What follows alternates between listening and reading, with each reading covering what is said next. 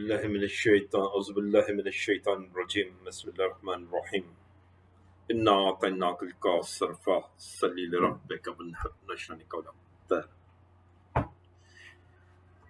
इसकी ज़ियारत करें, दुआ पढ़ें और अपने इम्तिहान के लिए कामयाबी की दुआ करें। देखिए,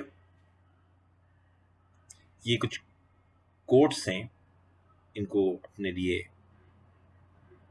समझें कि इनको ग्रह में बांध लें और अपने लिए चूज कर लें कि हम इन पर अमल करेंगे। यकीन माने, अल्लाह के रसूल के हज़रत अली शागिर्द थे और हज़रत अली कहते थे कि मैं रसूल अल्लाह के ग़ुलामों में से हूँ। तो ये ग़ुलाम रसूल के कौल हैं। मेरे रसूल का तो बहुत बड़ा रुतबा है अल्लाह की बात। ये पढ़ें, इनको याद रखें। शायर कहता है, मुझसे मुमकिन नहीं तेरा तसव्वुर या रब, जिसका बंदा हो अली उसका खुदा क्या होगा। मैं कहता हूँ उसका रसूल क्या होगा। अली के रसूल हमारे मोहम्मद मुस्तफ़ा सल्लल्लाहु अलैहि वसल्लम हैं और मौला अली उनके शागिर्द थे, भाई भी थे, दामाद भी थे और फॉलोअर भी थे। तो शुरू करते हैं क्लास दुरूद पढ़ के रसूलुल्लाह सल्लल्लाहु अलैहि वसल्लम पे और दुआ करते हैं कि हमें कामयाबी मिले। कमर्शियल लॉ पेपर है 2014 का, हफ्ते के दिन आया था, मार्च का महीना था 2015 में। देखिए क्या है, देखिए सवाल आया था, नेशनल असेंबली और सेनेट दोनों जो है वो पार्लियामेंट के हाउस हैं। बिल्कुल सही है, पार्लियामेंट के दो ही हाउस हैं, एक नेशनल असेंबली है और एक सेनेट है। Discuss steps involve in the process of legislation through parliament under 1973 constitution. Legislation कहते हैं कानून बनाने को। क्यों कहते हैं कानून बनाने का प्रोसेस क्या है 1973 के आइन में, बताइए। तो देखिए, कानून पहले जो होता है वो एक कमेटी बनती है, वो बैठती है कि कानून बनाना है। मिसाल के तौर पर क्या कानून बनाना है कि कोरोना से कैसे बचा जाए, ये कानून बनाना है। अभी कमेटी बैठेगी, डिस्कशन होगा, उसके बाद नेशनल असेंबली में उसे रखा जाएगा। अब नेशनल असेंबली उसे अप्रूव कर देती है, बहस होगी बहुत। नेशनल असेंबली में ये कानून पीटीआई रखेगी, इस वक्त तो पीटीआई की हुकूमत है, तो पीपल्स पार्टी और नवाज शरीफ की मुस्लिम लीग इस पर एतराज़ करेगी। अच्छा कानून होगा तो भी एतराज़ होगा, याद रखिएगा। तो कानून पे एतराज़ होगा, फिर कुछ चेंजेस वगैरह करा के अप्रूव हो जाता है। अगर रिजेक्ट हो जाता है तो ख़त्म, अगर अप्रूव हो जाता है तो फिर वो अप्रूव होने के बाद चला जाएगा नेशनल असेंबली से सेनेट में। सेनेट के अंदर जाएगा, सेनेट में भी नवाज शरीफ के लोग बैठे हैं, पीपल्स पार्टी के बैठे हैं, एमक्यूएम के बैठे हैं, पीटीआई के बैठे हैं। बड़ा मुश्किल होगा अप्रूव करवाना। चलो वहाँ से भी अप्रूव हो जाता है तो सदर पाकिस्तान के पास जाएगा।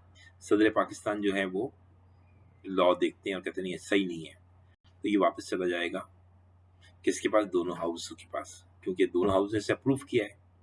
अब सदर साहब को पंगा है कि नहीं, ये तो ठीक नहीं है, तो ये दोनों हाउस बैठ के उस पंगे को रिजॉल्व करेंगे और फिर सदर के पास भेज देंगे, सदर ओके कर देगा। और अगर उन्होंने पंगे को रिजॉल्व नहीं किया तो क्या होगा, वो ऐसे ही भेज दिया सदर को दोबारा, तो सदर को मानना पड़ेगा।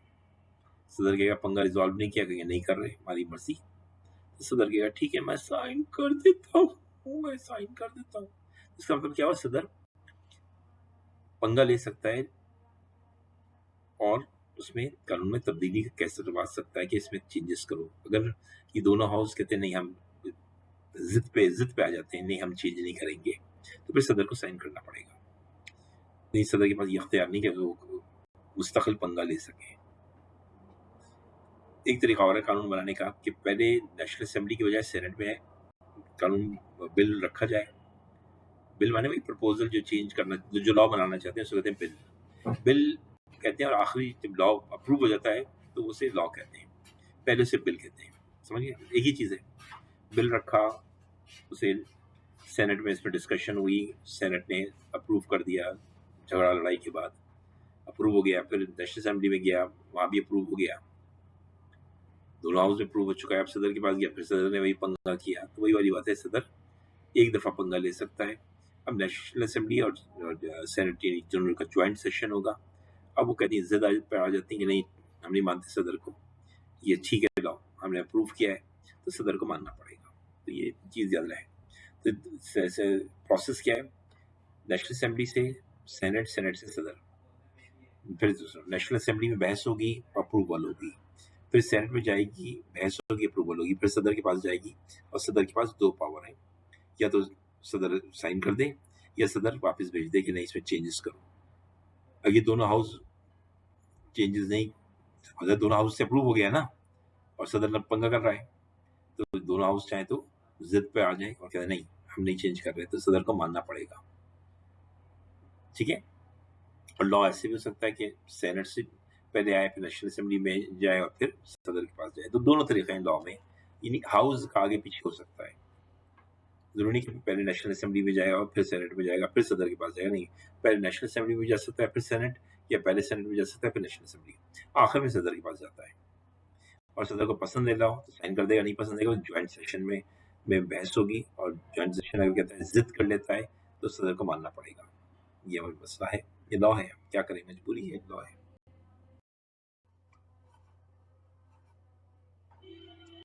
बिस्मिल्लाहिर्रहमानिर्रहीम। देखते हैं, फिर पढ़ते हैं हम कि बिल जो है नेशनल असेंबली में प्रेजेंट हुआ और रिजेक्ट हो गया, खत्म हो जाएगा।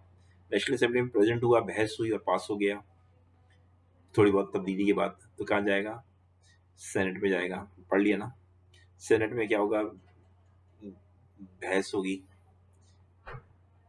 और सदर के पास चला जाएगा, अप्रूवल, सदर पहले सेनेट अप्रूव करेगी फिर सदर के पास भेजेगी। ठीक है। बिल पास हुआ नेशनल असेंबली में और सेनेट में गया, सेनेट ने रिजेक्ट कर दिया, तो फिर क्या होगा, बिल पास हुआ नेशनल असेंबली में, सेनेट में गया और सेनेट ने अमेंडमेंट्स कर दी, तो क्या होगा, बिल पास हुआ नेशनल असेंबली में और सेनेट ने कोई एक्शन नहीं लिया, तो तीन बने, चार बने, 4 पॉइंट्स बने ना, कि क्या देखिए 4 पॉइंट्स के, बिल नेशनल असेंबली में पास हो गया अमेंडमेंट के साथ, या विदाउट अमेंडमेंट भी पास हो जाता है, कोई बिल इतना अच्छा है फिर सारे लोग उसे पसंद कर लेते हैं, तो फिर वो 4 पॉइंट आते हैं। इसलिए मैंने इन चारों को अलग अलग लिखा है। इस देखिए स्लाइड पे दो, पहले क्या, bill present in national assembly and rejected, खत्म हो गई कहानी। Bill present national assembly and pass हो गया और कुछ अमेंडमेंट भी हो गई, तो कोई बात नहीं, पास तो हो गया ना। अब इसके बाद 4 पॉइंट्स हैं, क्या, बिल नेशनल असेंबली में पास होने के बाद सेनेट गया, सेनेट में भी पास हो गया कोई पंगे के बगैर, और प्रेसिडेंट ने भी साइन कर दिया, लॉ बन जाएगा। अब बिल को, अब बिल नहीं बोलेंगे, क्या बोलेंगे, एक्ट। अब बिल नहीं बोलेंगे, क्या बोलेंगे, एक्ट। बिल नहीं बोलेंगे, क्या बोलेंगे, एक्ट। बिल नहीं बोलेंगे, क्या बोलेंगे, एक्ट। बिल नहीं बोलेंगे, अब क्या बोलेंगे, एक्ट। एक्ट बन गया, सदर ने साइन किया, एक्ट बन गया। अब बताएं क्या होगा, बिल तो नेशनल असेंबली में पास हो चुका है लेकिन सेनेट में जाके रिजेक्ट हो गया, या बिल नेशनल असेंबली में पास हो गया और सेनेट ने थोड़ा बहुत चेंज करने के बाद एक्सेप्ट कर लिया, या बिल पास हुआ नेशनल असेंबली में, सेनेट ने 90 दिन तक कोई एक्शन नहीं लिया, तो क्या होगा। इन चारों केसेस में ज्वाइंट सेशन होगा, नेशनल असेंबली और सेनेट बैठेगी और मेजॉरिटी जो कहेगी वो उसकी बात मान ली जाएगी और बिल जो है सदर के पास भेज दिया जाएगा साइन होने के लिए। अब यही वही चीजें, इसमें क्या हुआ, बिल सेनेट में प्रेजेंट हुआ और रिजेक्ट हो गया, बिल सेनेट में प्रेजेंट हुआ अमेंडमेंट के साथ, सेनेट में अप्रूव हो गया, तब कहाँ जाएगा, अब जरा बिल को नेशनल असेंबली में जाना, नेशनल असेंबली में पास कर दिया तो प्रेसिडेंट के पास जाके साइन हो जाएगा। अब वही पहले पॉइंट्स हैं, अगर सेनेट में तो पास कर दिया है, नेशनल असेंबली ने रिजेक्ट कर दिया, सेनेट ने पास कर दिया, नेशनल असेंबली ने अमेंडमेंट्स कर दी, बिल पास किए हो गया लेकिन नेशनल असेंबली ने कोई एक्शन लिया 90 दिन तक, तो ज्वाइंट सेशन में रखा जाएगा और मेजोरिटी जो कहेगी उसके बाद वो सदर के पास चला जाएगा अप्रूवल लोन के लिए बात। अब देखिए दोनों हाउस ने तो एक्सेप्ट कर लिया है, अब सदर साहब के पास आया है, अब सदर पंगा लेंगे तो गलत पंगा है ना, नहीं लेना, दोनों हाउस हैं, उन दोनों ने पास कर दिया है। सेनेट में 100 मेंबर होते हैं, नेशनल असेंबली में 342 मेंबर हैं, तकरीबन मिला के 342 और 100 यानी 442 लोगों ने अप्रूव कर दिया है। अब सदर पंगा ले रहा है तो बेवकूफ़ी कर रहा है ना। अब सदर साहब कहते हैं मैं तो पंगा लूंगा, नंबर, ठीक है, एक तो ये पंगा नहीं लेते, साइन कर देते हैं, अप्रूवल दे देते हैं, मामला हो गया। सदर साहब 10 दिन तक अपने पास रख लेते हैं बिल को, कोई जवाब नहीं देते, लॉ बन जाएगा। और अगर वापस कर लेते हैं, यही अब आया तीसरा पॉइंट कि पंगा लेते हैं, वापस करते हैं, तो ज्वाइंट सेशन बैठेगा कोई अमेंडमेंट जो सदन ने कहा करने को वो करे या ना करे, दोनों केस में अमेंडमेंट कर लेती है, सदर की इज्जत का ख्याल करती है। सेशन वाले और कहते हैं नेशनल असेंबली और ज्वाइंट सेशन होगा ना सेनेट का, वो कहते हैं यार सदर कह रहा है चलो थोड़ा सा चेंज कर लो, तो अच्छी बात है। अगर वो कहते हैं नहीं हम नहीं चेंज करेंगे, सदर की बात नहीं चलेगी, तो फिर सदर को मानना पड़ेगा। सदर फिर लॉ क्या नाम साइन कर देगा बिल के ऊपर और वो लॉ बन जाएगा। उसे अब एक्ट बोलेंगे। क्या बोलेंगे? एक्ट। लॉ मैंने एक्ट, एक्ट और लॉ एक ही चीज है। एक्ट और लॉ एक ही चीज है। अब जो बिल जो है वो एक्ट बन गया। पहले बी था, अब ए हो गया। बिल था, अब एक्ट बन गया। बी से ए हो गया, बिल से एक्ट बन गया। ठीक है, याद रहेगा। मनी बिल क्या है? मनी बिल वो बिल है जो सिर्फ नेशनल असेंबली में पेश होता है, सेनेट में नहीं पेश होता, और वहां पे चेंजेस होने के बाद उसे अगर मेजोरिटी कह दे ओके तो वो पास हो जाता है, और मेजोरिटी ना भी कहे तो भी पास हो जाता है, क्योंकि फाइनल बिल है वो, प्रेसिडेंट उसे साइन कर देता है। ठीक है,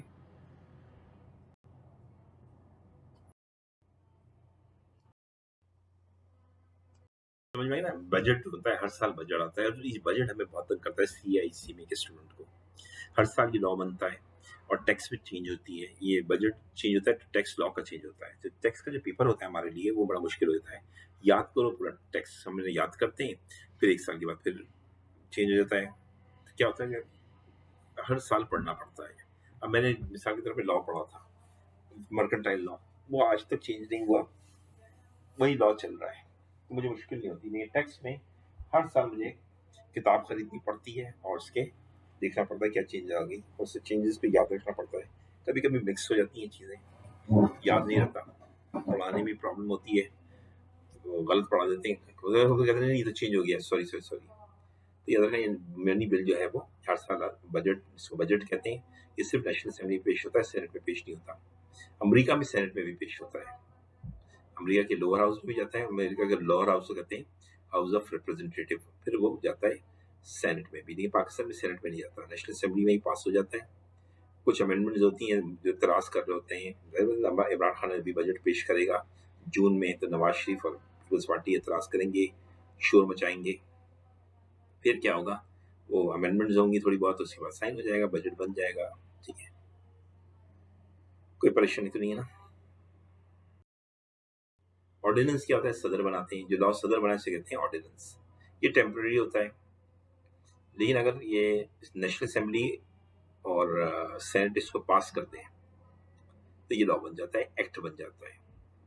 यानी यह उल्टा तरीका है। ऑर्डिनेंस अभी तो हमने पढ़ा था, जो वो था ACT एक्ट। एक्ट माने परमानेंट कानून, ऑर्डिनेंस माने टेम्पररी कानून जो सदन ने अप्रूव कर दिया पहले, और फिर वो 4 महीने तक रहेगा।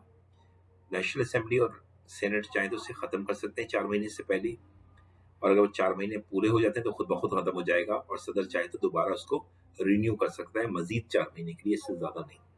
यानी 8 महीने से ज्यादा हो ही नहीं सकता ऑर्डिनेंस। ठीक है, लेकिन अगर नेशनल असेंबली और सेनेट इसको रेटिफाई कर देंगे, अप्रूव कर दें, तो ये परमानेंट लॉ बन जाता है। समझ गए? बोथ हाउस से मुराद नेशनल असेंबली और सेनेट है। बोथ हाउस से मुराद नेशनल असेंबली और सेनेट है। मेरी तीसरी लाइन को मैंने एक्सप्लेन कर दिया, मैंने कहा आप लोगों को पता नहीं होगा। तो ये लॉ ऑर्डिनेंस नहीं रहेगा, अब ये ACT एक्ट बन जाएगा। एक्ट माने परमानेंट लॉ, ऑर्डिनेंस माने टेम्पररी लॉ।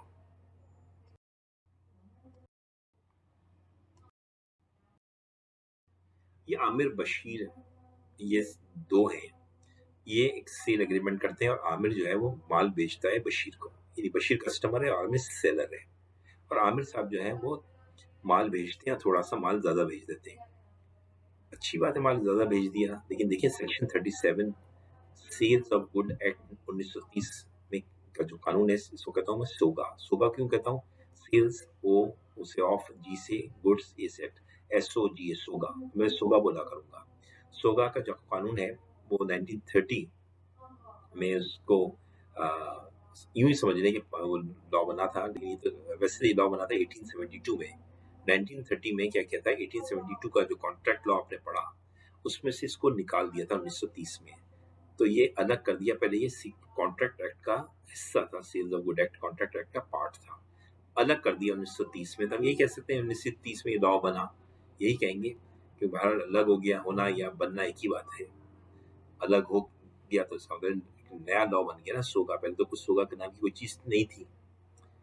सोगा याद रहेगा, ये 1930 में सेपरेट हुआ, तो इसी 1930 लिखते हैं इसे। उसका सेक्शन 37 कहता है अगर माल ज्यादा आ जाए या कम आ जाए तो क्या होगा। ये सेक्शन 37 क्या कहता है सोगा का।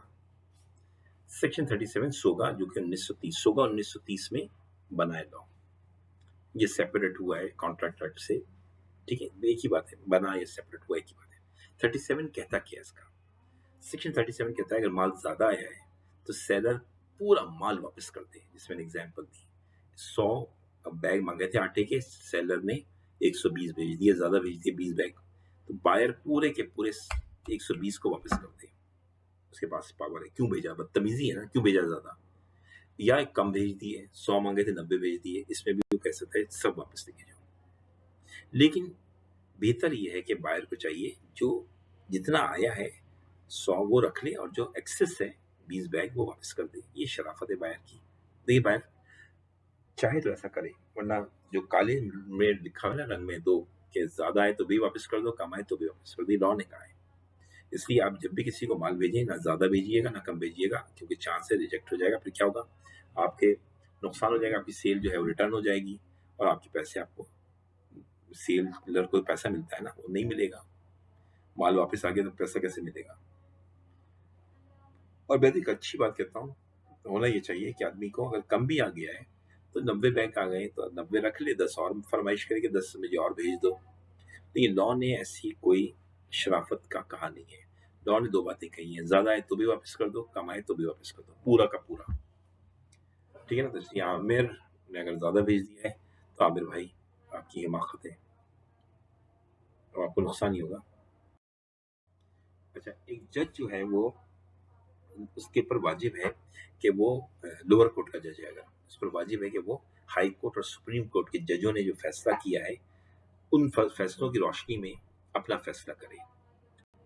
ठीक है, अगर मैं लोअर कोर्ट का जज हूं तो मैं सबसे पहले कोई जज भी फैसला करूंगा तो उससे पहले देखूंगा हाई कोर्ट और सुप्रीम कोर्ट ने इस जज से फैसला जो मैं करने जा रहा हूँ उससे मुतालिक क्या कहा है। मिसाल की तरफ की मिसाल देखी होगी अपने आप के, अब्बू घर में होते हैं तो आप देखते हैं जब भी अब्बू जो है वो जिस तरह से काम करते हैं, तो अब्बू चले गए अमेरिका कुछ दिनों के लिए, तो आप वैसे ही करते हैं जैसे अब्बू ने किया है उन्हीं मामलात को। तो इसी तरह ये जो हाई कोर्ट और सुप्रीम कोर्ट के जजेस हैं वो अब्बू हैं लोअर कोर्ट के जज के। तो वो लोअर कोर्ट का जज है, पाबंद है सुप्रीम कोर्ट के और हाई कोर्ट के फैसलों के हिसाब से ही फैसला करें, ठीक है ना। अब एक स्टूडेंट मुझसे पूछता है सर पाकिस्तान में तो 5 हाई कोर्ट हैं, तो कौन से हाई कोर्ट को फॉलो करना है। मैं कहता हूँ सुप्रीम कोर्ट तो एक है ना। फिर वो तो कहें सुप्रीम कोर्ट तो एक है, मान ठीक है, सुप्रीम कोर्ट के फैसले पढ़ेंगे, लेकिन हाई कोर्ट तो 5 हैं, 5 हाई कोर्ट हर सूबे में है, तो वो तो अलग अलग अगर फैसले कर दे तो क्या होगा। तो भाई अगर आप सिंध में हैं, लोअर कोर्ट में हैं, तो आप हाई कोर्ट सिंध के देखेंगे, high court Punjab, KPK, Balochistan और क्या रह गया दूसरे जो भी हैं, इस्लामाबाद का हाई कोर्ट, उसके फैसले नहीं देखेंगे। लेकिन सुप्रीम कोर्ट के तो आपको पता एक ही है, तो पूरे पाकिस्तान के लिए एक है। अब अगर आप पंजाब के लोअर कोर्ट में हैं तो आप पंजाब के हाई कोर्ट के फैसले देखेंगे और सिंध, KPK, बलूचिस्तान के इस्लामाबाद के फैसलों को नहीं देखेंगे, ठीक है ना। अब ये समझ में आ गया आपकी। अब इसके एडवांटेजेस क्या हैं इस काम के, कि आप जो जजेस के फैसले होते हैं आप उसको देख कर फैसला करें। तो सबसे बड़ा अच्छा तो ये होता है कि लोअर कोर्ट के जजेस को एक नॉलेज मिल जाती है, उतने एक्सपर्ट नहीं होते। हाई कोर्ट के फैसले पढ़ते हैं तो सुप्रीम कोर्ट के फैसले पढ़ने से उनकी नॉलेज बढ़ती है और वो वही फैसले करते हैं जो हुआ है। वरना अगर नए नए फैसले अगर आ जाएंगे तो लोग कहेंगे फलाने जज ने तो ये फैसला किया था, फलाने जज ने ये फैसला किया था। ये क्या कोर्ट एक बात पे कायम नहीं रहती। तो इससे बड़ा लोग कोर्ट के ऊपर शक करने लगेंगे, कोर्ट के फैसले कभी कुछ होते हैं कभी कुछ होते हैं। तो एक यूनिफॉर्म डिसीजन होंगे, ये अच्छा हो जाएगा। जैसा मसला वैसा ही हर जज का वही फैसला, तो अच्छी वजह कॉन्फ्लिक्ट ऑफ ओपिनियन नहीं होगा, फास्ट प्रोसेस होगा। कि अगर मुझे ऑलरेडी जजमेंट मैंने पढ़ लिए हैं कि क्या करना है क्या नहीं करना है, तो मुझे बहुत तेजी से मैं अगले फैसले करूंगा ठीक है। जो एक फैसले हुए हुए हैं उसमें आपको रॉकेट साइंस नहीं करनी है, वही फैसला आपने दोबारा इस केस पे लगा देना है। अगर अगर अगर नौयत सेम है केस की, तो आपने वही फैसला लगाना है, आपको टाइम थोड़ी लगेगा इसमें। कौन सा आपने रिसर्च करनी है, आप रिसर्च करने की जरूरत नहीं, रिसर्च तो हुई भी है। और क्या है, चेक ऑन जजेस होता है। चेक ऑन जजेस का मतलब क्या होता है, जज जब फैसला करता है हाई कोर्ट का, सुप्रीम कोर्ट का, तो वो डरता है कि अगर मैंने फैसला किया और ये नीचे पढ़ा जाएगा, खाली लोअर कोर्ट का जज पढ़ेगा, वो मेरा मजाक उड़ाएगा, यार ये कैसे जज है, कैसा फैसला कर दिया। हो सकता है ये मामला जो है वो हाई लेवल पे उठ जाए कि जज ने फैसला गलत किया है। तो वो जज फैसला करने वक्त ही सोचता है कि मैं कोई गलत फैसला ना कर दूं, तो आने वाले जो लोअर कोर्ट के जजेस हैं वो मेरे फैसले पे मजाक उड़ाएंगे, या वो मेरे फैसले को लोग तनकीद करेंगे। एक दूसरा ये कि वो सोचता है अगर मैं गलत फैसला कर दूंगा तो आने वाले जो फैसले होंगे सब गलत होंगे और वो गुनाह मुझे मिलेगा। जाहिर बात है, तो इसलिए वो एक चेक होता है जिसके ऊपर हाई कोर्ट के और सुप्रीम कोर्ट के वो वैसे गलत फैसले ना करें। ठीक है ना। पाकिस्तान में भी एक आध डिसीजन ऐसा हो गया, सुप्रीम कोर्ट ने जान के नहीं किया, वो हालात में हो गया होगा। जिससे कि आपको याद होगा कि जो उस वक्त के सदर कह दें या गवर्नर जनरल कह दें, गुलाम मोहम्मद जो थे, उनने असेंबली तोड़ी थी। उसको सुप्रीम कोर्ट ने कहा ठीक है। उसके बाद क्या हुआ, हर गवर्नर जनरल और सदर असेंबलियां तोड़ने लगा, प्राइम मिनिस्टर की छुट्टी होने लगी। आपको याद होगा, बहुत हुआ ये, हर प्राइम मिनिस्टर की छुट्टी, बलवीर नजीर की छुट्टी हुई बेचारी की 2 दफा, नवाज शरीफ की छुट्टी हुई 2 दफा। इस तरह से ये बहुत हुआ, जुनेजो साहब की छुट्टी हुई। तो ये इसलिए फिर क्या हुआ, पीएम की छुट्टी होती रहती थी, सदर छुट्टी कर दिया करता था। और जब हर कोई जब पूछते तो कहते थे सुप्रीम कोर्ट ने फैसला किया था, उसके फैसले के मुताबिक हम सही कर रहे हैं। नया जज ये कहता था कि पुराने जज ने फैसला किया था, 1954 में एक गलती हो गई थी, वो रिपीट हो रही थी। अब वो गलती थी या नहीं थी मैं नहीं कह सकता, क्योंकि कोर्ट के फैसलों को हम नहीं कह सकते गलत। लोग हमारे सीनियर कहते हैं वो गलत फैसला था, बाहर होगा फैसला, ठीक है। अब हम मैं तो इतराज नहीं कर सकता, कोई ऑब्जेक्शन नहीं कर सकता, तो ठीक है। इसलिए बस जजेस को फैसला करते वक्त सोचना चाहिए कि ये फैसला हमारा आगे यूज होगा, ठीक है ना।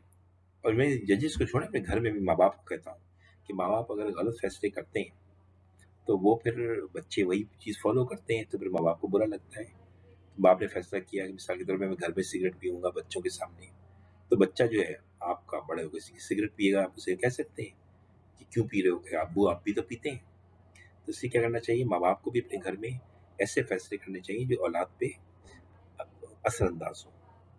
तो इसलिए जजेस को भी ऐसे फैसले करने चाहिए ताकि लोअर कोर्ट वो फैसले करें और वो फैसले भलाई के लिए हो। गलत फैसले कर देंगे तो लोअर कोर्ट तो आंख बंद करके फॉलो करेगा, ठीक है। तो एक डिसएडवांटेजेस क्या है, एक तो ये कि जो डिसीजंस पुराने हो जाते हैं, जाहिर है कुरान तो नहीं है, फैसले जजेस के वो पुराने हो जाते हैं, उन फैसलों को फिर ख़त्म कर देना चाहिए कि अब ये फैसले जो हैं, मॉडर्न आईटी टेक्नोलॉजी आ चुकी है, दुनिया बदल चुकी है, इस रोशनी में ये सुप्रीम कोर्ट का जो फैसला है, हाई कोर्ट का फैसला है, वो ख़त्म कर दिया है, आइंदा ये नहीं होगा।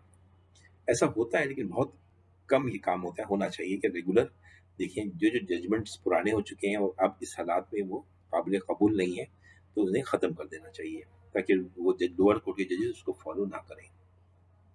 और फिर उनको लोअर कोर्ट को जजेस को बताना भी चाहिए कि ये फैसले ख़त्म हो चुके हैं, इसकी बुक प्रिंट होनी चाहिए कि ये फैसले हमने ख़त्म कर दिए हैं।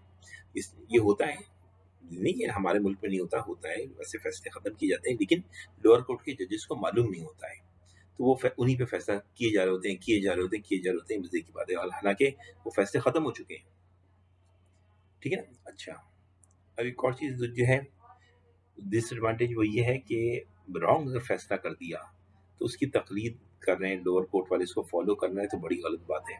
और रॉन्ग रॉन्ग फैसले हो जाते हैं, इंसान है ना, बशर है, गलती हो जाती है। मैं जैसे कहा 1954 में सुप्रीम कोर्ट से कहते हैं कि मिस्टेक हो गई, और वो कितना उसका अजाब आज तक भुगतना पड़ रहा है, आज तक भुगतना पड़ रहा है। अच्छा, फ्रॉड्यूलेंट एक्ट क्या होता है, सेक्शन 17 यहाँ कॉन्ट्रैक्ट एक्ट 1872 की बात की जा रही है। तो उसके अंदर याद रखिएगा उसका कोड है सलाम।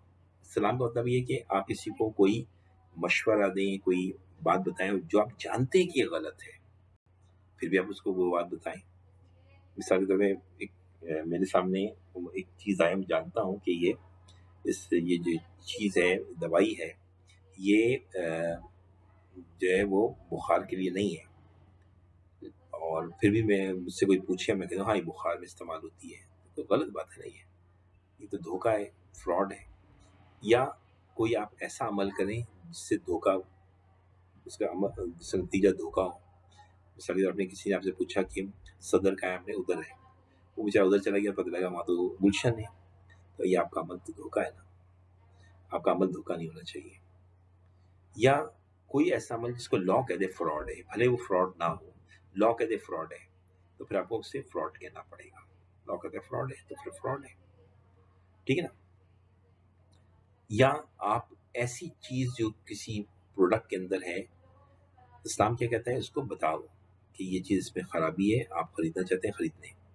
मिसाल के तौर पर एक आदमी का जो है मोबाइल बार बार रुकता है, अटक जाता है, खराब कभी, तो वो नहीं बताता और बेच देता है, फ्रॉड किया उसने। कंसीलमेंट माने छुपाना।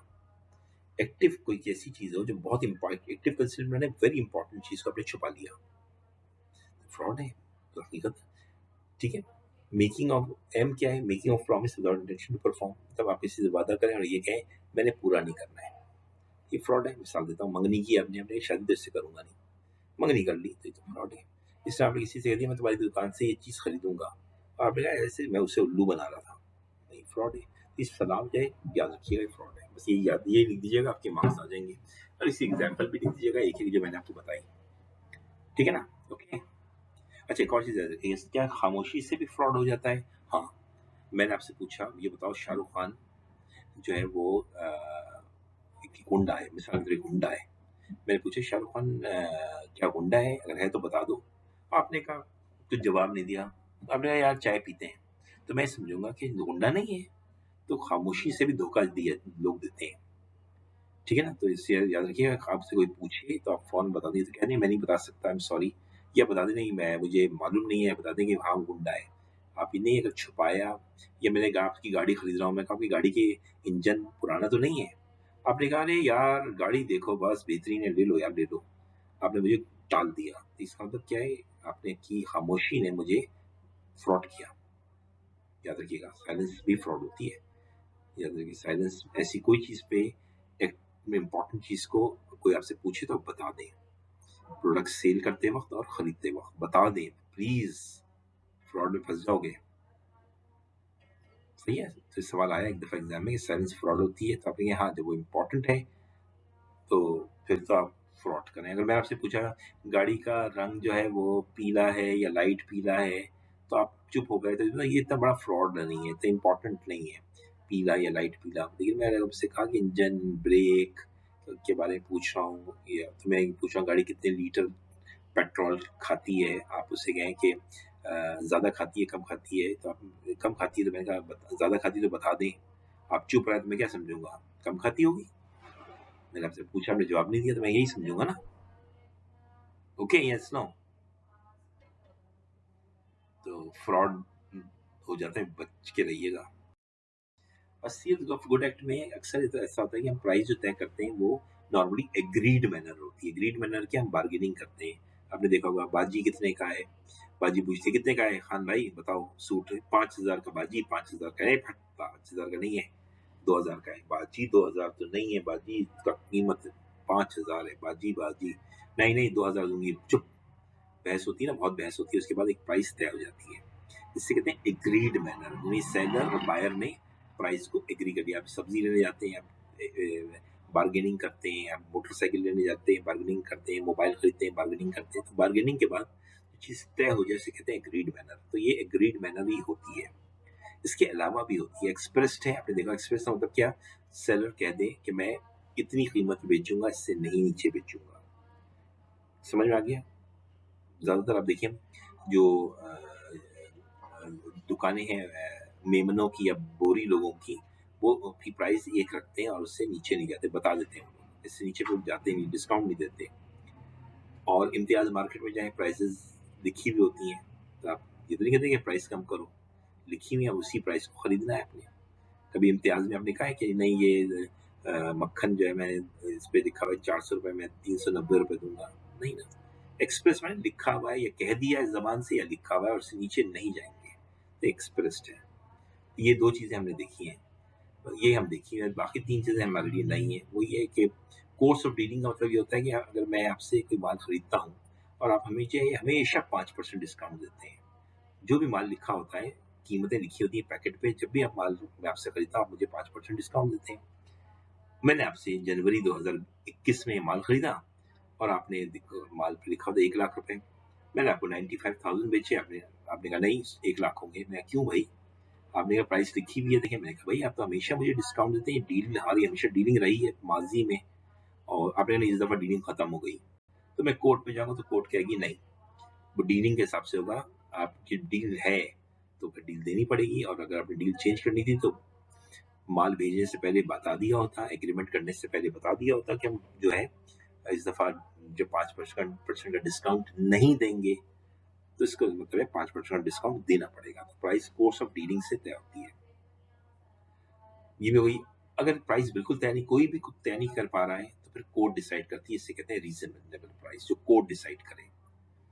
ठीक है, थर्ड पार्टी वैल्यूएशन ये होता है कि हम कभी भी नॉर्मली जब सेकंड हैंड चीज खरीद रहे होते हैं, तो ज्यादातर अब देखिए हम कहते हैं मैकेनिक आएगा वो बताएगा, वो जो प्राइस कहेगा हम दोनों को कबूल होगी।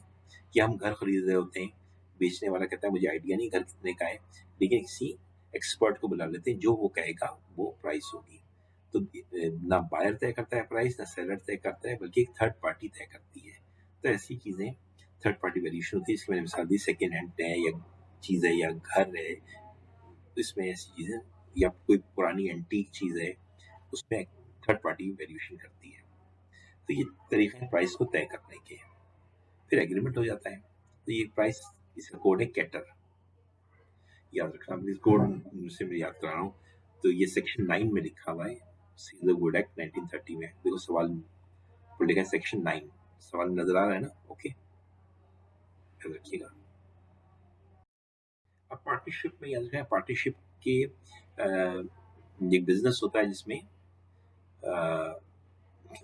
एक पार्टनर जो होते हैं वो प्रॉफिट के लिए बिजनेस करते हैं। याद रखना, अगर हम कोई कारोबार कर रहे हैं और उसका मकसद ये है कि हम जो है वो लोगों की फलाह करेंगे और मालिक उसमें से कुछ नहीं देंगे, तो उसे चैरिटी कहते हैं, उसे एनजीओ कहते हैं, उसे पार्टनरशिप नहीं कहते। पार्टनरशिप का मकसद यही है कि प्रॉफिट कमाना है, कमाने के लिए कुछ लोग जमा हुए हैं और वो बिजनेस कर रहे हैं। उसमें बिजनेस में लिखा हुआ है, इसमें लिखा है एक आदमी भी पार्टनरशिप में काम कर सकता है, जब बाकी चार जो है वो स्लीपिंग पार्टनर बन जाए, कोई बात नहीं, या सब मिलके काम करें तो अच्छी बात है। लेकिन एक पार्टनर तो कम से कम काम करेगा ना। हो सकता है हमने एक पार्टनरशिप बनाई, 15 पार्टनर हैं जिसमें से सिर्फ एक ही काम करता है, बाकी नहीं कर रहे, पैसे लगा के घर बैठे हुए, तो ऐसा हो सकता है, ठीक है ना। लेकिन जिम्मेदार होंगे सारे वो 15। ये नहीं कि हमने काम नहीं किया तो हम जिम्मेदार नहीं है, नहीं। पार्टनरशिप में अगर एक पार्टनर करेगा तो बाकी सारे पार्टनर जिम्मेदार होंगे उसके, चाहे वो गलत करे या सही करे, सब जिम्मेदार होंगे। तो पार्टनरशिप बहुत किसी गलत आदमी से मत करना। आपने किसी गलत आदमी से पार्टनरशिप कर ली, तो वो अगर गलत काम करेगा तो आप भी फंस जाएंगे। लॉ कहेगा भाई पार्टनर पार्टनर एक है, लॉ सारे पार्टनर्स को एक ही गिनता है, ठीक है। तो ये इसके डिसएडवांटेजेस क्या है पार्टनरशिप के, वो पढ़ लेते हैं। एक तो लिमिटेड साइज होता है बिजनेस का, पार्टनरशिप में 20 से ज्यादा पार्टनर नहीं हो सकते, तो बिजनेस में छोटा ही होगा, 20 लोग बिजनेस करेंगे तो मिलके तो छोटा ही बिजनेस होगा ना। एक तो ये वजह है। दूसरी वजह है कि इसकी लाइबिलिटी अनलिमिटेड है, अगर लॉस हो गया तो नौकर तनख्वाह लेने आपके पार्टनर्स के घर आ जाएंगे। फर्ज करो शाहरुख सलमान पार्टनर है, बिजनेस के लॉस हो गया, सारे नौकर शाहरुख और सलमान के घर चले जाएंगे, ये दोनों बेचारे रो रहे होंगे। बिजली का बिल घर वाले घर पे आ जाएंगे कि भाई बिजली का बिल, ओके हमने घर का तो पे कर दिया, घर का तो पे कर दिया लेकिन दफ्तर का पे नहीं किया, लाओ। बैंक का लोन बैंक घर लेने आ जाएगा, ऑफिस का लोन है आपको घर अपना बेचना पड़ेगा, ये बड़ी मुश्किल है। तो घर पे आ जाते हैं लोग, बिजनेस बंद करके आप घर ताला लगा के घर आ जाएंगे तो आप सुकून की नींद नहीं लेंगे। लोग आके पीछे लगेंगे, पैसा लाओ पैसा लाओ। कल घर वाले कहेंगे भाई ये क्या मजाक है, तुम्हारा बिजनेस का घर से क्या ताल्लुक। आप कहेंगे मैं क्या करूं, मैं फंस गया। आपको पैसे देने पड़ेंगे, अपनी गाड़ी बेचनी पड़ेगी, घर की अपनी बीवी की चूड़ियां बेचनी पड़ेंगी, जेवर बेचने पड़ेंगे। ये अनसर्टेन लाइफ है, कभी कारोबार की पार्टनर्स का आपस में लड़ाई झगड़ा हो जाता है, फौरन कारोबार खत्म हो जाता है, या कोई पार्टनर सारे पार्टनर मर जाए, या मिसाल सारे पार्टनर कंगले हो जाएं, या सारे पार्टनर पागल हो जाएं, तो क्या होगा? बिजनेस बंद हो जाएगा। ठीक है, 3 पार्टनर से 2 पागल हो गए तो पार्टनरशिप तो खत्म हो जाएगी ना। एक से तो पार्टनरशिप नहीं होती। अब वो सोल प्रोप्राइटरशिप बन जाएगी, तो ये पार्टनरशिप तो खत्म हो जाएगी ना। Yes no. तो याद रखिए, 20 पार्टनर से ज्यादा पार्टनर नहीं हो सकते, अनलिमिटेड लाइबिलिटी है। फिर एक और चीज है, रोटस लिखा हुआ है, ROTOS। रोटस क्या है? कि शाहरुख सलमान पार्टनर है, शाहरुख चाहता है अपनी बीवी गोरी को मिलाना बिजनेस के अंदर, तो सलमान मना कर देगा तो नहीं आ सकती। ठीक है ना। इस तरह समझो 10 पार्टनर हैं, 10 में से एक पार्टनर है, वो कह रहा है, 9 पार्टनर एग्री हैं कि नया पार्टनर आ जाए, और एक ने भी इतराज कर दिया तो नहीं आ सकता। यानी पार्टनरशिप के लॉ में ये है कि पार्टनर की एंट्री और पे इतनी सख्ती है, अगर एक पार्टनर को भी 20 पार्टनर है, एक को एतराज है तो नहीं आ सकता। ये तो बड़ा मुश्किल हो जाएगा। हम एक पार्टनर है, सलमान शाहरुख पार्टनर है, अमिताभ को लाना चाह रहा है, शाहरुख सलमान कहता है नहीं, तो नहीं आ सकता। ठीक है ना, क्लियर। ABCD या एक सवाल है, 4 पार्टनर है, डी जो है बहुत मेहनत करता है, और बहुत मेहनत करता है, और ABC से ज्यादा मेहनत करता है, दिन रात काम करता है, ऑफिस में सोता है, मेहनत करता है। तो और एग्रीमेंट में ये नहीं लिखा हुआ है कि उसको कोई एक्स्ट्रा पैसे मिलेंगे। तो डी क्या सैलरी ले सकता है?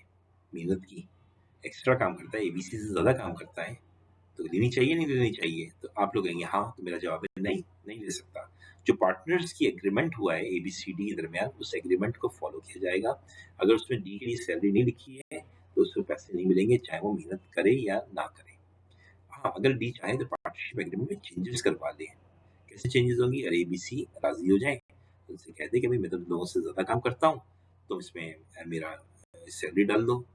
तो अगर मान जाते हैं ABC तो ठीक है, वरना ऐसे नहीं कि वो सैलरी लेना शुरू कर दे। नहीं नहीं, बिल्कुल नहीं। पार्टनरशिप डीड कहते हैं जो एग्रीमेंट लिखा हुआ हो। पार्टनरशिप ओरल भी हो सकती है, अगर ओरल पार्टनरशिप है तो डी को चाहिए ओरल बात कर ले, ABC को चाय पे बुलाए और ओरल तय कर ले। और राइटिंग में पार्टनरशिप हुई है तो पार्टनरशिप एग्रीमेंट तो राइटिंग में भी हो सकता है, ओरल भी हो सकता है ना पार्टनरशिप का। तो आपको पता है एग्रीमेंट ओरल भी हो सकता है, राइटिंग में भी हो सकता है, इम्प्लाइड भी हो सकता है। तो जो भी हुआ है आप उसको चेंज करा लें और इजाजत ले लें, तो फिर नया एग्रीमेंट हो जाएगा, चाहे वो ओरल हो, रिटर्न हो या इम्प्लाइड हो, जो भी हो। तो फिर तो ठीक है, वरना ऐसे नहीं कि डी ने के समझे मेहनत ज्यादा करता है, तनख्वाह लेना शुरू कर दे, ABC केस कर देंगे डी के ऊपर, डी मर जाएगा। याद रहेगा। आगे बढ़ जाए। अब ये है कि निगोशिएबल इंस्ट्रूमेंट एक्ट 1881 जो है, इसमें 3 चीजें आती हैं। चेक, आपने देखा होगा बैंक का चेक जो होता है, आप बहुत यूज करते हैं चेक को। एक बिल ऑफ एक्सचेंज होता है, एक प्रोमिसरी नोट होता है। ये 3 चीजें हैं निगोशिएबल इंस्ट्रूमेंट में, हम पढ़ेंगे इसको। इस वक्त सवाल में ये हमने पूछा है सेक्शन 4 में, निगोशिएबल इंस्ट्रूमेंट में प्रोमिसरी नोट के एसेंशियल बताएं क्या है। एसेंशियल क्या है? प्रोमिसरी नोट जो होता है, मैंने एक दुकान से कोई सामान खरीदा और मैं उससे एक स्टैम्प पेपर पे लिख के दे दूं, यानी पेपर पे स्टैम्प लगा दूं और उस पर लिख के दे दूं कि मैं प्रॉमिस करता हूं कि मैं तुम्हें, मैंने माल खरीदा है 5,000 का, किससे? मैंने खरीदा है कटरीना कैफ से। मैंने लिख दूं, मैं प्रॉमिस करता हूँ कटरीना कैफ, मैं तुम्हें पैसे दे दूंगा 5,000 रुपये, डेट अमाउंट लिखूँ 5,000 रुपये, या डेट लिखूँ इस तारीख तक दे दूंगा, और ये वादा होगा, इसे प्रॉमिस कहते हैं, वादा है। और जो जो पैसे होंगे तो मैं लिखूंगा पाकिस्तानी रुपए में, इसलिए क्योंकि ये नहीं लिख सकता बिटकॉइन में। बिटकॉइन भी एक करेंसी है, लेकिन पाकिस्तान उसको नहीं मानता है। जो लॉ आपके मानता है ना, जो मुल्क का लॉ, उस करेंसी को में आप लिख सकते हैं कि इसमें आपको पैसे दूंगा। तो legal tender money of the country देखिए लिखा है, वो पैसे उसमें लिखने पड़ेंगे जो आपके मुल्क जिस करेंसी को मानता है। तो आपका मुल्क तो सिर्फ पाकिस्तानी रुपए को मानता है, तो आप लिखेंगे 5,000 रुपए, 5,000 बिटकॉइन नहीं लिखेंगे तो ये बेकार हो जाएगा प्रॉमिस। और प्रॉमिस आपका अनकंडीशनल होना चाहिए। अनकंडीशनल का मतलब क्या? कि आप ये नहीं लिखेंगे कि मैं 5,000 रुपये दूंगा मंगल को, वरना बुध को 6,000 रुपये दूंगा, और अगर आपकी प्रोडक्ट में कोई खराबी निकली तो 4,000 रुपये दूंगा। कोई कंडीशन नहीं लगा सकते। आपको लिखना है simple, I promise Katrina to pay you 5,000 rupees on या after 3 months from today in Pakistani rupees. Good, ये प्रॉमिसरी नोट सही है। अब क्या होगा, कटरीना वो अपने पास रख लेगी। अब जो टाइम आएगा, जो भी टाइम दिया है 2 महीने का, 3 महीने का, उस 3 महीने बाद आएगी, आपसे पैसे ले लेगी। Just like check. चेक ये होता है कि वो बैंक का चेक होता है, ये इसमें आपने अपने हाथ से चेक बना लिया बस, और कोई खास फर्क नहीं है। ठीक है, जब मैं आपको प्रॉमिसरी नोट पढ़ाऊंगा तो बहुत डिटेल समझाऊंगा। अच्छा, अब ये पूछ रहे हैं आपसे कि जो बिल ऑफ एक्सचेंज जो है वो कैसे पहचाने कि वो पाकिस्तानी बिल ऑफ एक्सचेंज है या पाकिस्तान से हटकर यानी फॉरेन बिल ऑफ एक्सचेंज है। तो बिल ऑफ एक्सचेंज ये आपका आईक्यू का क्वेश्चन है। देखिएगा, बिल कहाँ बना है? पाकिस्तान में बना है। मर्चेंट कौन है? दुकानदार कौन है? वो पाकिस्तानी है, लंदन का है, पेरिस का है। 3 दिए हुए केसेस। और ये पैसे कहाँ पे होंगे? पहले केस में लंदन में पे होंगे, दूसरे केस में कोयटा में पे होंगे, और तीसरे केस में पेरिस में पे होंगे। स्टेटस ऑफ बिल क्या है? तो मैंने लिखा है कि पहला बिल जो है वो इनलैंड है, दूसरा भी इनलैंड है, और तीसरा जो है फॉरेन है। ये आप लोग पढ़ें और इसको मुझसे डिस्कस करें और आप इसका जवाब दें यूट्यूब के कमेंट बॉक्स में, फिर हम आपको इसका जवाब देंगे। ये एक सवाल आपको आप पर छोड़ दिया मैंने कि आप इसको समझ के मुझे जवाब दें। बिल ऑफ एक्सचेंज में आपको पढ़ाऊंगा, ये भी निगोशिएबल इंस्ट्रूमेंट है। 3 ही तो होते हैं निगोशिएबल, एक प्रॉमिसरी नोट, एक बिल ऑफ एक्सचेंज और एक चेक।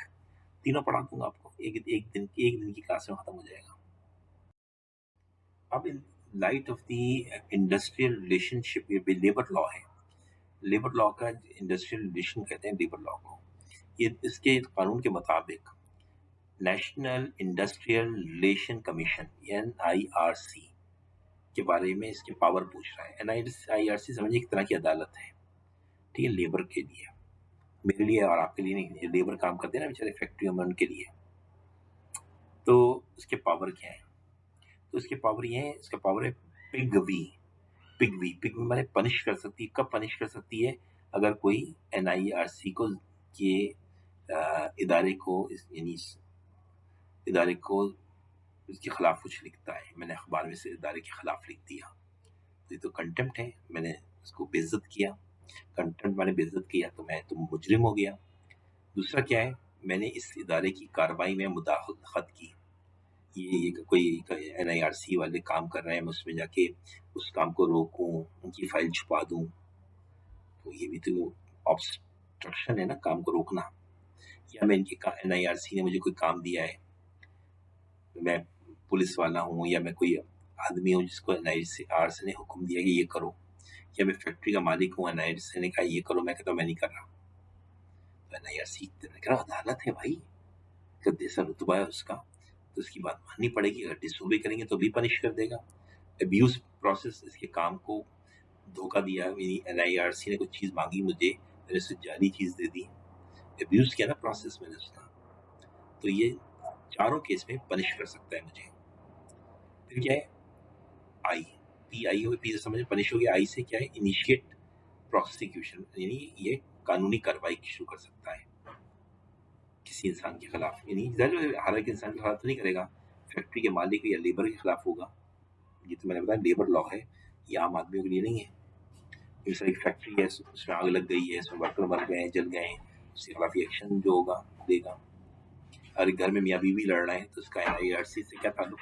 बहन भाई लड़ रहे हैं, उसका NIRC से क्या ताल्लुक? लेबर फैक्ट्री से ताल्लुक है ना इसका। फिर क्या है, NIRC जो है वो ग्रांट कर सकता है रिलीफ मतलब क्या, किसी को के ऊपर कोई बॉस जो है वो मिसाल के तौर पर जुल्म कर रहा है या नौकर जो है स्ट्राइक कर रहे हैं, तो वो रिलीफ दे सकता है, मामला हल करवा सकता है। परमानेंट या इंटरिम का मतलब क्या है, वक्ती तौर पे उसने रिलीफ करवा दिया और कहा कि मामला को बाद में ठीक कर देंगे, ठीक है, वक्ती तौर पे मसला हल करवा दिया टेम्परेरी बेसिस पे। इसे कहते हैं इंटरिम इंजेक्शन माने वक्ती तौर पे मामले को सेट कर दिया, लेकिन बाद में इसको दोबारा खोलेंगे और से दोबारा बहस करेंगे। या रिलीफ दे दिया परमानेंट, PIG ग्रांट रिलीफ और इंटरिम इंजेक्शन भी हो गया। अब W क्या है, विड्रॉवल। कोई लेबर कोर्ट में कोई एप्लीकेशन डाली किसी ने, ये लेबर कोर्ट से बड़ा है NIRC, लेबर की अदालत जो कोर्ट होती है ना, अदालत लेबर के मामला देखती है, सिर्फ लेबर के, उससे ये बढ़ा जा रहा है, ठीक है ना। तो ये इस लेबर कोर्ट में कोई एप्लीकेशन है या कोई प्रोसीडिंग है, कार्रवाई हो रही है किसी बंदे के खिलाफ, किसी इदारे के खिलाफ, किसी फैक्ट्री के खिलाफ, या अपील है, तो वो उसको विड्रॉ कर सकता है, खत्म कर सकता है कि भाई खत्म करो, उसकी जरूरत नहीं है।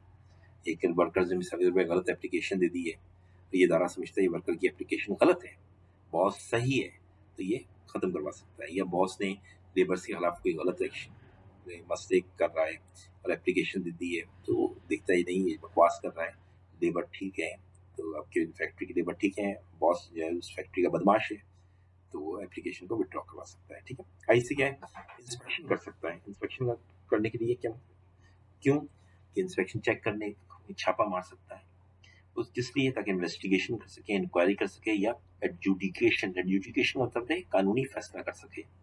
तो इन तीनों काम के लिए, इन्वेस्टिगेशन, इंक्वायरी, एडजुडिकेशन के लिए आपको इंस्पेक्शन करना पड़ेगा ना। पहले इंस्पेक्शन मैंने चेकिंग करनी पड़ेगी, तो आप चेकिंग करेंगे तो आप फैक्ट्री के अंदर जाएंगे, घुसेंगे फैक्ट्री के अंदर, तो ये किसी को भी भेज सकता है इन्वेस्टिगेशन के लिए करनी है, अगर इंक्वायरी करनी है, एडजुडिकेशन करनी है, तो किसी को भी भेज सकता है ताकि इंस्पेक्शन करे, फिर इन्वेस्टिगेशन हो, इंक्वायरी हो, और फिर कानूनी फैसला किया जा सके, जिसके पावर्स हैं। तो ये लिख दीजिएगा, बस काफी है, ठीक है ना। ओके, अब देखिए वर्कर्स वर्कमैन कंपनसेशन एक्ट, ये भी कल अंग्रेजों ने बनाया था, 1923 में बना था ये लॉ, आज तक यूज कर रहे हैं हम लोग। इसमें 3 डेफिनेशन पूछी है इसने। वर्कमैन कंपनसेशन लॉ में आपको पढ़ाऊंगा, एक दिन का लॉ है, छोटा सा लॉ है, तो इसमें 3 डेफिनेशन पूछी है, डिपेंडेंट, मैनेजिंग एजेंट और पार्शियल डिसेबलमेंट। तो पहले मैं आपको मैनेजिंग एजेंट पढ़ा देता हूँ, फिर ये बाद में बता दूंगा। मैनेजिंग एजेंट कहते हैं उस आदमी को कि मिसाल मैंने जिसे बताया कि शाहरुख खान ने, उसने जावेद को अपॉइंट किया है मैनेजिंग एजेंट और इमरान को अपॉइंट किया एम्प्लॉय। अब क्या है, इमरान कोई काम करता है, उसका इमरान ने क्या किया, आदमी को नौकर रख लिया, तो शाहरुख कहता है ये कौन है, इमरान कहता है इसका नाम जहीर है, ये हमारा नौकर है, मैंने इसे अपॉइंट किया है। वो कहता है निकाल दो, वो मैं इसको तनख्वाह नहीं दूंगा। तो ये कर सकता है शाहरुख, क्यों, नौकर के अमल का मालिक जिम्मेदार नहीं होता, नौकर के अमल का। अब घर में एक मासी है, वो गलत फैसला कर दे, तो क्या आपकी अम्मी मान जाएंगी? नहीं मानेंगी ना। तो नौकर के अमल का मालिक जिम्मेदार नहीं होता, चाहे नौकर मैनेजर हो, चपड़ासी हो, झाड़ू वाला हो, मालिक उसका जिम्मेदार नहीं है। मैं कह रहा हूँ मैनेजर लेवल का भी अगर नौकर है तो भी मालिक कह सकता है कि मैं तुम्हें, ये पावर नहीं है, तुम मुझसे पूछ के काम किया करो। मैनेजिंग एजेंट जो होता है वो, उसको हम मैनेज करने के लिए कहते हैं कि तुम मेरी जगह मैनेज करो। से कंपनी में डायरेक्टर होते हैं, तो डायरेक्टर जो है मैनेजिंग एजेंट होते हैं, वो पूरा मैनेज करते हैं बिजनेस को। तो मैनेजिंग एजेंट जो होता है, जो फैक्ट्री के हिसाब से देखें तो फैक्ट्री को चला रहा होता है, वो किस लोगों को अपॉइंट करता है, निकालता है, रखता है, सामान खरीदता है, तमाम फैक्ट्री में प्रोडक्शन करवाता है, तो उसके पास पावर ज़्यादा होती है, ठीक है ना। तो अगर मैनेजिंग एजेंट ने कोई किसी को अपॉइंट कर दिया है, तो फिर शाहरुख खान नहीं कह सकता कि क्यों अपॉइंट किया, मैं तनख्वाह नहीं दूंगा, तो उसे देनी पड़ेगी। लेकिन मैनेजिंग एजेंट की एक जिम्मेदारी है कि ऐसे जो कहा गया ना वो वही काम करे। मिसाल के मैंने किसी को एजेंट अपॉइंट किया और कहा कि तुम मेरी गाड़ी बेच दो, टोयोटा करोला, और वो मेरी सिविक गाड़ी को भी बेच रहा है, तो मैं से कहूँ भाई तू ये क्यों बेच रहा है, मैं तुझे नहीं कहा था, ठीक है ना। तो मैनेजिंग एजेंट को जो काम कहा गया है, फैक्ट्री चलाने को कहा गया, तो फैक्ट्री के सारे मामला अगर उसने चलाए हैं, तो मालिक जो है फैक्ट्री का वो जिम्मेदार है, नौकरों के अमल का मालिक जिम्मेदार नहीं होता, ठीक है ना। ओके, ये तो मैनेजिंग एजेंट हो गया, सिंपल सी बात है, यानी managing agent is more powerful than employ.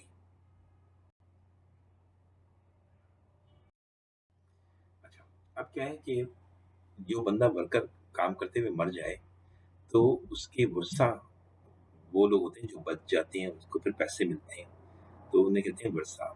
और डिसीज्ड कहते हैं जो वर्कर मर गया है, ठीक है, समझ में आया। तो कौन कौन वर्षा होते हैं जिनको पैसे मिलते हैं मरने के बाद? सबसे पहले जो शख्स मारा है उसकी बीवी, नंबर 1, उसकी माँ, अगर माँ विडो है, मिसाल के तौर पे एक बच्चा, एक लड़का है, उसका नाम है सुहेल, वो फैक्ट्री में मर जाता है, लेकिन उसकी अम्मी अब्बू दोनों जिंदा हैं और अब्बू जॉब करते हैं, बड़े अच्छे हालात में हैं, तो फिर अम्मी को, उसकी सुहेल की अम्मी को पेंशन, वो जो पैसे जो है नहीं मिलेंगे, पैसे नहीं मिलेंगे, पैसे नहीं मिलेंगे, सिर्फ बीवी को मिलेंगे। माँ को क्यों नहीं मिलेंगे? क्योंकि माँ का तो शौहर जिंदा है ना, वो देगा कमा के। बेटे का क्यों खा रही है वो? बीवी का हक ज्यादा है इस मामले में। लॉ में अगर माँ का शौहर जिंदा है, अगर शौहर जिंदा नहीं है तो माँ का बीवी का हक बराबर हो जाता है। फिर क्या है? माइनर लेजिटिमेट सन, वो बेटे जो 18 साल से कम है उनका भी हक है। लेकिन जो 18 साल से बड़े हो गए हैं उन बेटों का कोई हक नहीं है। मिसाल सुहेल का एक बेटा है 19 साल का, उसका कोई हक नहीं है। एक बेटा 17 साल का है, उसका हक होगा। अच्छा, बेटी के लिए चाहे वो बुढ़ी है, जवान है, कुछ भी है, अगर वो अनमैरिड है, घर में बैठी हुई है, तो उसका हक मिलेगा उसको। अजीब बात है कि एक आदमी मर गया, उसकी एक बेटा है 20 साल का और एक बेटी है 25 साल की, तो बेटे को तो कुछ नहीं मिलेगा क्योंकि वो तो 20 का है। बेटी 25 साल की है, मिलेगा उसे, क्योंकि बेटी के लिए कोई एज नहीं है। ये देखिए, मर्द है ना वो कमा सकता है, बेटियां कमाती नहीं है ना, घर में बैठी होती हैं। भले वो कमाए ना कमाए, बेटियों को मिलेगा। और ये लेजिटिमेट मतलब तो है हलाली बेटे, हलाली बेटी, हलाली बेटा। ये ऐसे भी होता है ना कि आपकी अगर देखा हो, अक्सर लोगों के नाजायज औलादें भी होती हैं, बीवी के अलावा भी उनकी औरतें होती हैं, उनके साथ गुजर बसर कर रहे होते हैं, वो बच्चे पैदा हो जाते हैं। तो ऐसे भी लोग हैं मार्केट में, और लेबर के होते हैं ऐसे बच्चे, लेबर से काम ज्यादा करते हैं।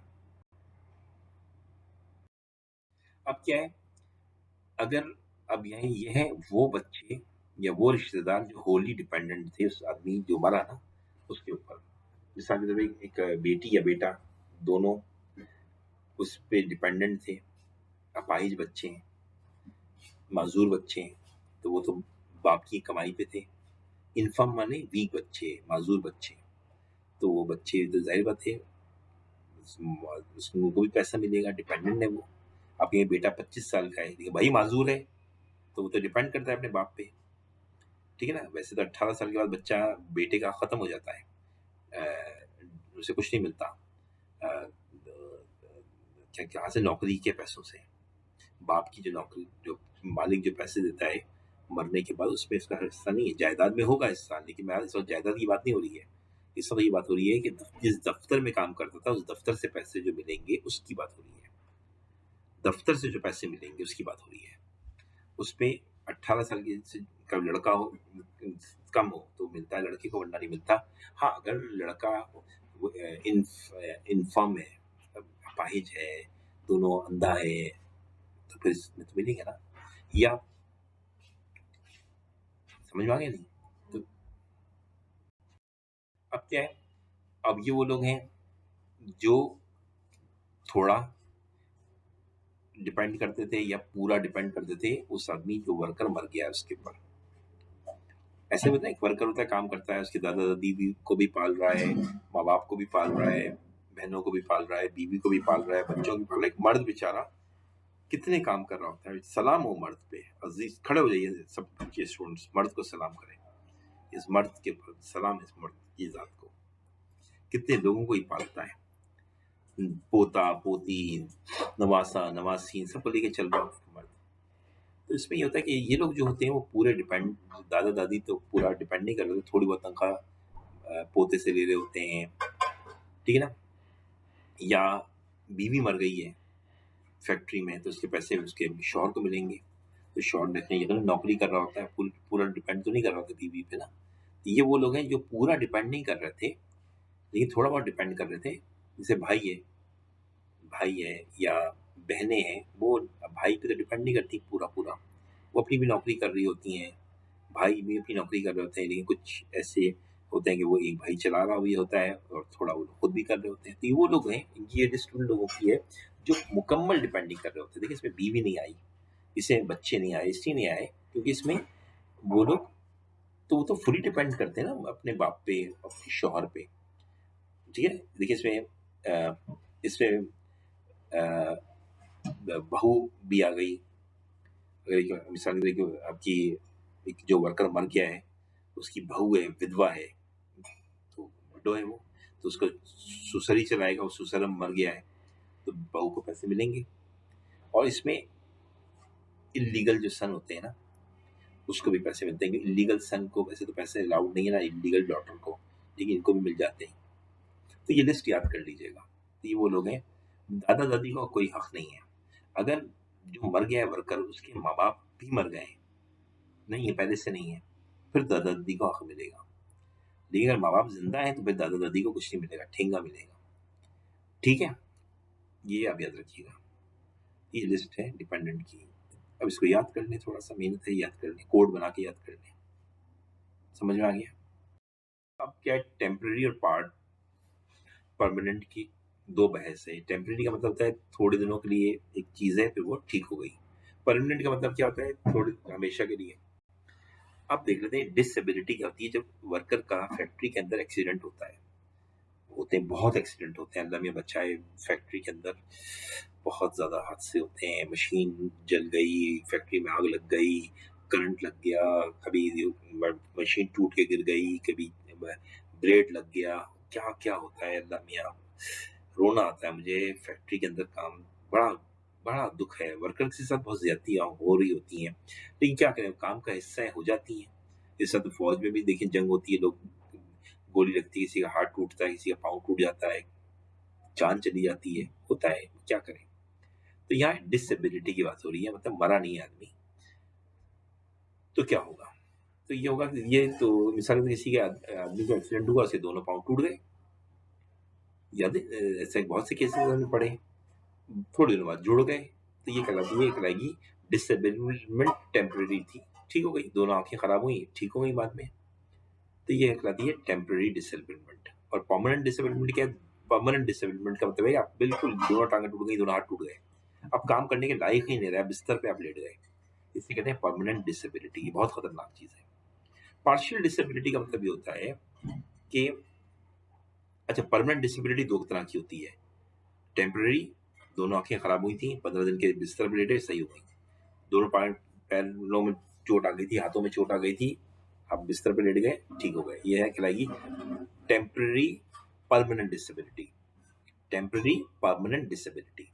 और परमानेंट डिसेबिलिटी का मतलब क्या है? हमेशा के लिए बिस्तर पर लेट गए, खुदा ना खास्ता ऐसा एक्सीडेंट हो गया आपका, दोनों आंखें चली गई हमेशा के लिए, हाथ पाँव कुछ ऐसा हो गया, अल्लाह में बचाए परमानेंट डिसेबिलिटी से। टेम्पररी परमानेंट डिसेबिलिटी तो है कि वो थोड़े दिनों के बाद आप ठीक हो जाएंगे, कोई मसला नहीं। पार्शियल डिसेबिलिटी का मतलब क्या है कि आपकी, ये भी दो किस्म की होती है, टेम्पररी भी होती है और परमानेंट भी होती है। एक हाथ टूट गया, एक हाथ से आप काम कर रहे थे, थोड़े दिनों में वो हाथ सही हो गया, ये टेम्पररी पार्शियल डिसेबिलिटी थी। देखिए एक हाथ टूट गया हमेशा के लिए, तो ये कहलाइए पार्शियल डिसेबिलिटी। और इससे क्या होगा कि आप, नेचर ऑफ जॉब आपकी बदल जाएगी। मिसाल के तौर पे आप ड्राइवर थे, आपका एक्सीडेंट हो गया, एक टांग टूट गई आपकी, अब आप गाड़ी नहीं चला सकते, ऑफिस वालों ने क्या किया, आपको उठा दिया रिसेप्शन पे कि आप यहाँ बैठ जाओ, जॉब नहीं जाएगी, गई आपकी, बच गई। हमारे ऑफिस में, जहाँ मैं यूनिवर्सिटी में पढ़ाता हूँ, वहाँ पे एक आदमी का एक्सीडेंट हुआ था, हमारे वर्कर का, उसकी टांग टूटने से टूट गई, उसकी फिर वो नकली टांग लगा दी, तो अब वो लड़का फोटो स्टेट मशीन बैठ गया है, फैमिली उसको मिल रही है, तो ये पार्शियल डिसेबिलिटी होगी ना। पार्शियल का मतलब ये टेम्पररी पार्शियल नहीं है, परमानेंट पार्शियल है ये। अब वो बेचारा क्या करता है, वो बैठा रहता है फोटो स्टेट मशीन के ऊपर, तनख्वाह मिल रही है, अच्छे घर वाले खुश हैं। तो बहरहाल ये डिसेबिलिटी समझ में आ गया कि परमानेंट का मतलब होता है टेम्पररी भी हो सकती है और परमानेंट भी हो सकती है। और टेम्पररी जो होगी वो ठीक हो जाती है, और परमानेंट जो होती है वो ठीक नहीं होती, वो परमानेंट बिस्तर पर लिटाती है। टेम्पररी थोड़े दिन लिटाती है, फिर उठा देती है। परमानेंट डिसेबिलिटी की दो किस्में हैं, टेम्पररी और परमानेंट, ठीक है। इसी तरह पार्शियल डिसेबिलिटी भी दो किस्म की है, टेम्पररी और परमानेंट। टेम्पररी क्या, हाथ टूटा सही हो गया, और हाथ टूटा सही नहीं हुआ, एक हाथ है और से तो काम कर रहे हो ना, तो पार्शियल माने आधी, आधी डिसेबिलिटी हो गई हमेशा के लिए, और आधी डिसेबिलिटी थोड़े दिन के लिए हो सकती है। ठीक है, ये पढ़ लीजिएगा, समझ में आएगा आपके, बहुत ईजी है। आप साफा का कोड है, अब आप आईसी में कर लेंगे तो आपको क्या चीज़ों का ख्याल रखना है। इसका कोड है पॉप आईसी। प्रोफेशनल बिहेवियर, आपका बिहेवियर प्रोफेशनल होना चाहिए, चुचोर पर नहीं करना भाई, अभी करते हो, अभी तुम लोग बहुत चुचोरे हो, बाद में चुचोर पर नहीं करना। कपड़े, ड्रेस, जूता वगैरह, बात करने का स्टाइल, कोई कोई अखबार में आर्टिकल लिख रहे हो तो कोई इस किसी का चुचोरपन नहीं करना, बिल्कुल प्रोफेशनल बिहेवियर होना चाहिए।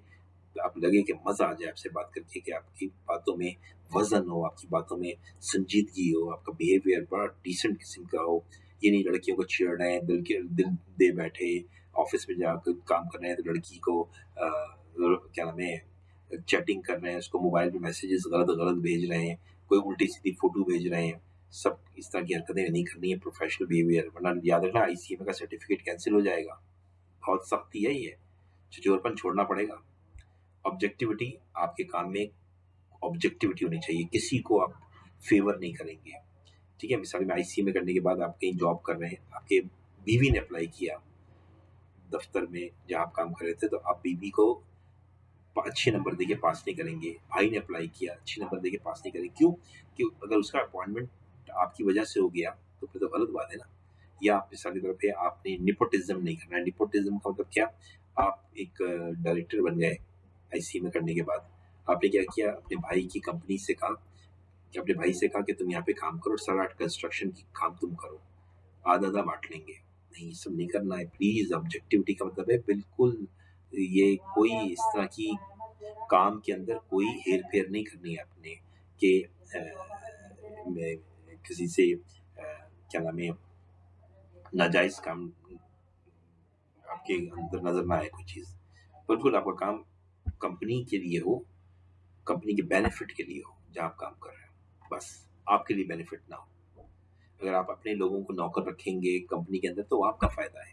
मैं अपने बच्चों को नौकर रखता हूँ, अपने भाई को नौकर रखता हूँ, अपनी बीवी को कंपनी में नौकर रख लेता हूँ, कंपनी को तो नहीं पता, नहीं तो मेरा फायदा हो रहा है ना कि मेरे घर में पैसा आ रहा है। ये तो ऑब्जेक्टिविटी तो नहीं हुई ना। या आपने मिसाल की तरफ किसी ऐसे आदमी को रख लिया जो इनकॉम्पिटेंट है, तो फिर तो गलत बात है ना।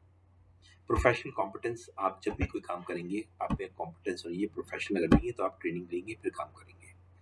कोई ऐसा काम नहीं करेंगे आप जिसमें आपकी प्रोफेशनल इनकॉम्पिटेंसी आ जाए, जिससे आपकी सर्टिफिकेट कैंसिल हो जाएगा, दोबारा बीकॉम हो जाएंगे।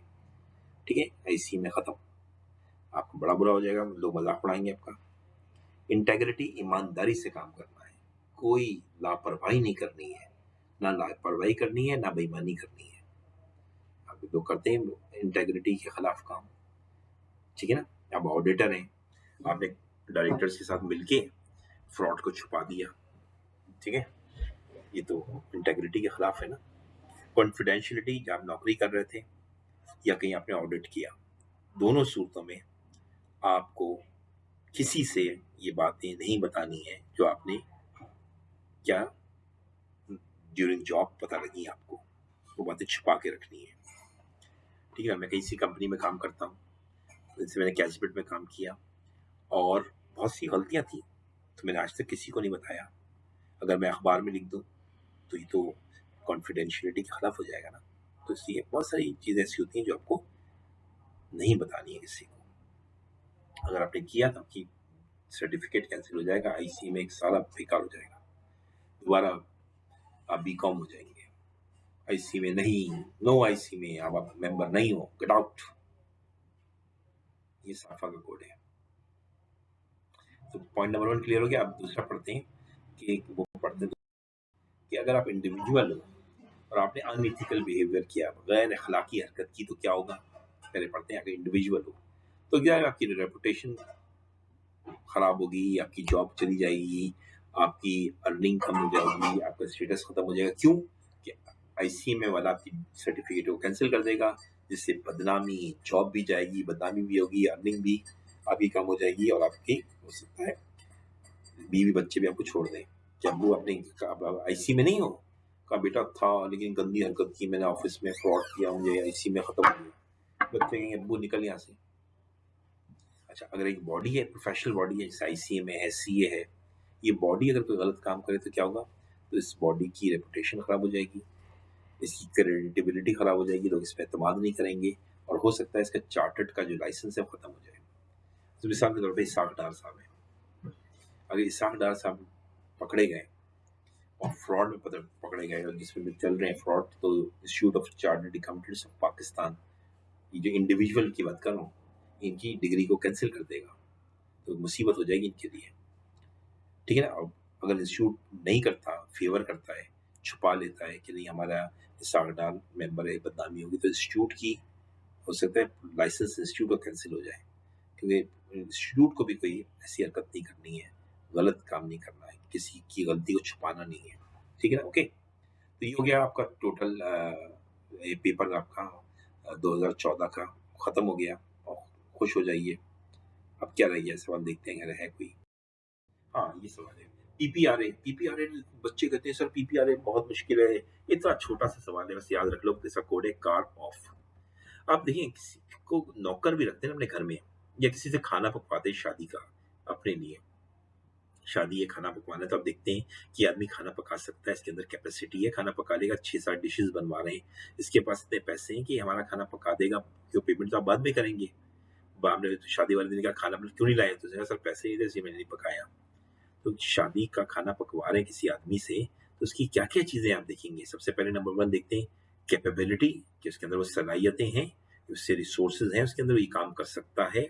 नंबर 2, उसके अंदर मैनेजरियल स्किल्स हैं कि वो ये काम कर सकता है। इसमें स्पेलिंग में देख लीजिए थोड़ी सी मिस्टेक्स हैं। और तीसरा क्या है, उसके पास तजर्बा है ऐसा काम करने का, उसे शादी का खाना कभी पकाया ही नहीं है, वो तो खैराती खाने पकाता है, तो जाहिर है ऐसे खाना पका देगा तो लोग कहेंगे शादी का खाना पकाया तूने, क्या पका दिया यार, लोग आपकी शादी का मजाक उड़ाएंगे। तो रेलिवेंट एक्सपीरियंस भी देखेंगे, फिर अदर फैक्टर्स भी देखेंगे कि कोई और चीज़ का फैक्टर हो, वो भी देखेंगे अगर आप समझते हैं कि इसको देखना चाहिए। फिर क्या फाइनेंशियल पोजीशन, कि वो ऐसा तो नहीं आप पैसे देंगे उसे एडवांस हो लेके भाग जाएगा, आप खाने का इंतजार करें, खाना आया ही नहीं वो भाग गया। ये सब चीज़ें देखते हैं। तो इसी तरह आप किसी को से कोई भी काम करवाते हैं, कि अपने जैसे आईसी में वाले अभी ये बिल्डिंग बनवा रहे हैं, आपने देखा होगा, तो जो बिल्डिंग बना रहा है उसकी वो क्या देखेंगे, कैपेबिलिटीज वो बना सकता है। जैसे 4M है, 4M का मतलब इसके पास मनी है, मैन है, ठीक है, इसके पास मैनेजरियल स्किल्स है, ठीक है, इसके पास मशीनें हैं, ये सब चीज़ें हैं या नहीं है, तो है तो फिर उसे काम देंगे वरना भगा देंगे। इसके पास अप्रोप्रिएट मैनेजरियल स्किल्स होनी चाहिए, रेलेवेंट एक्सपीरियंस होना चाहिए, फाइनेंशियल पोजीशन इसकी अच्छी होनी चाहिए, नहीं कोई कंस्ट्रक्शन काम आधा करने के बाद रुक गया, सब पैसा ही नहीं है हम काम नहीं कर सकते, आप तो कहेंगे भाई काम करो पूरा फिर पैसे दूंगा, अभी तो नहीं दूंगा मैं। और अदर फैक्टर्स क्या है, अभी देखें इसने कितनी फैक्ट्री जितनी कितनी बिल्डिंगें बनाई हैं इससे पहले, और बिल्डिंगों में कोई शिकायत तो नहीं आ रही, कोई बिल्डिंग गिर तो नहीं गई, तो ये अदर फैक्टर्स भी ये भी देख लें आप। तो सिंपल सी एग्जाम्पल दे दीजिएगा, तो कोई भी ठेके पे आप काम देंगे तो देखते हैं ना, ये सब चीज़ें देख देख के किया जाता है। तो ये आपका पीपीआर है, बस इतनी सी बात थी। इसका कोड है कार ऑफ, ठीक, याद हो गया। दुआएं दीजिएगा, बहुत मेहनत कर रहा हूँ आपके लिए। खुदा हाफिज।